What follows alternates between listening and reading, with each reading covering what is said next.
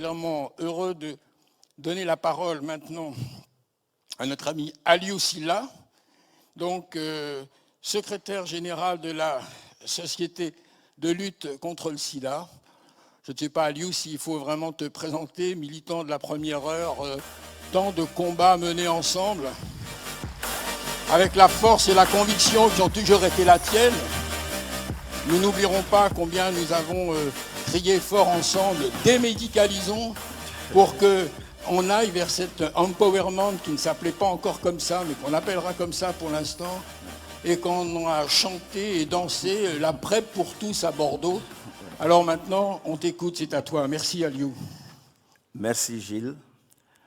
Mesdames et messieurs les présidents d'AFRA-VIH 2022, mesdames et messieurs les membres des comités scientifiques et d'organisation, chers collègues, chers amis.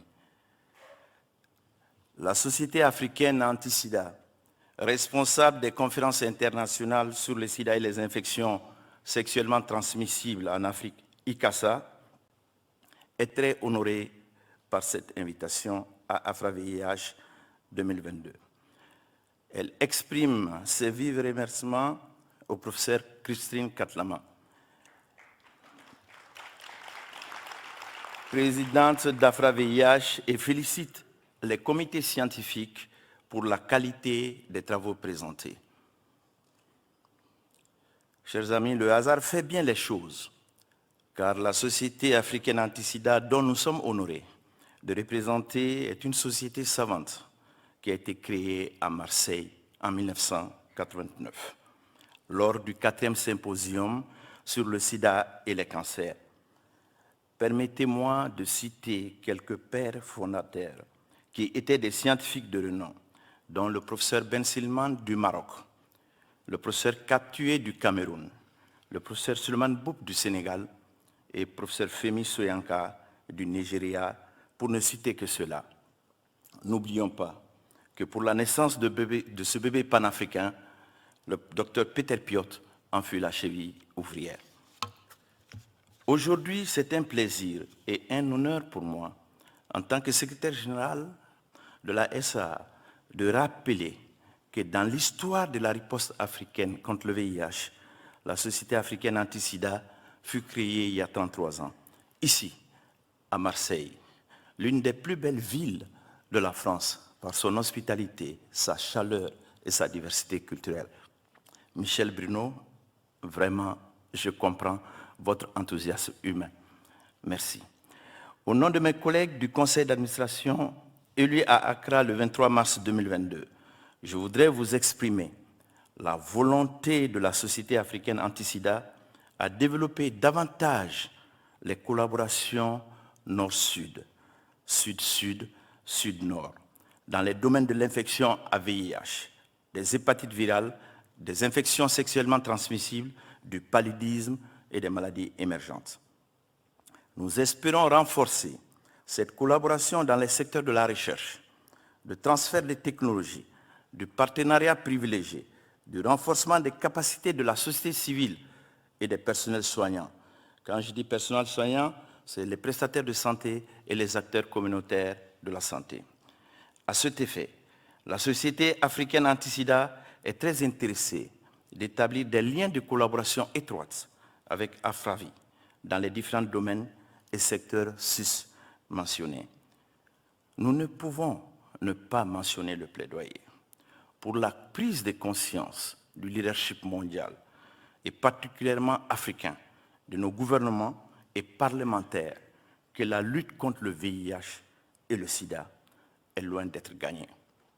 Le sida n'est pas une réalité du passé. Nous devons terminer le job. Chers collègues et amis, nous sommes à un carrefour important où les parlementaires africains doivent être partie prenante de nos décisions pour arrêter de voter des lois discriminatoires et punitives qui représentent des obstacles d'accès au dépistage, au traitement et aux soins de l'infection à VIH et des IST. Nous sommes à un carrefour important où les 15% inclus dans le budget des CCM prévus pour les populations clés doivent être du concret et parvenir directement aux populations dites vulnérables et marginalisées. Nous sommes à un carrefour important où les 15% affectés à la santé dans nos pays africains doivent être une réalité et les parlementaires doivent nous rendre compte sur l'implémentation de cette décision librement ratifiée par les chefs d'État depuis 2005 à Abuja. Nous sommes à un moment important où les philanthropes africains tels que Dangote, Mo Ibrahim et bien d'autres doivent être interpellés pour permettre à l'Afrique de relever le défi d'une Afrique sans VIH en 2030. Nous sommes à un moment crucial où le financement de la société civile, fer de lance de la riposte, doit être au centre de toutes les négociations. Nous sommes à un carrefour où les plateformes telles qu'Afravi, YAPAC, IAS et IACASA doivent collaborer étroitement en mutualisant leur expertise pour répondre aux objectifs de l'élimination du VIH d'ici 2030. Nous sommes dans l'obligation de donner à la santé de la mère, de l'enfant et de l'adolescent toute l'importance qu'elle mérite. Elle ne peut plus faire l'objet de compromis. Chers enfants, chers ados, nous vous avons entendus. Chers collègues et amis, il est plus que jamais nécessaire de galvaniser les troupes pour que la reconstitution des ressources du Fonds mondial en septembre 2022 soit une réalité probante malgré les défis du moment. Bon retour dans vos pays respectifs ou dans votre milieu professionnel et rendez-vous à la première semaine de décembre 2023 à ICASA. Je vous remercie.